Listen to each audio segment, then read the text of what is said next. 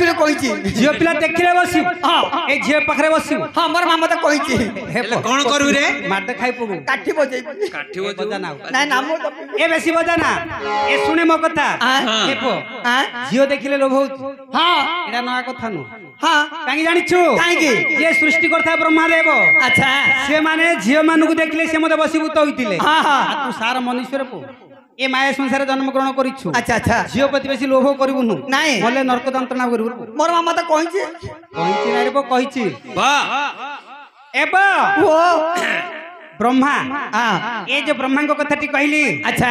ए ब्रह्मा कर वंशावली सुनिबु कोन सुनिबु हां ए ब्रह्मा कर वंशटा गुड उत्पत्ति हेतिला हां सुनिबा केमिति हेची ब्रह्मा करे तस कहली तो मोहिनी रतुले ब्रह्मा करे तस कहली तो मोहिनी रतुले ताको गर्भ वशिष्ठ दे जन्म होइले वशिष्ठ ऋषि का पुत्र शक्री ऋषि थिले वशिष्ठ ऋषि का पुत्र शक्री ऋषि थिले ज्ञानचंद्र केलुणी को बलरे हरिले केलुणी की हरंते जे शक्री मुनि वर ठारू जात हेले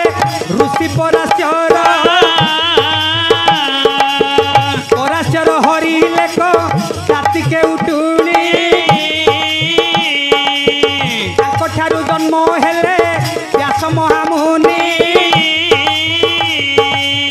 व्यास महामुनि भाई गौ को हरिले ठारू पंडु धृतराष्ट्र जन्म होइले से ब्रह्मदेव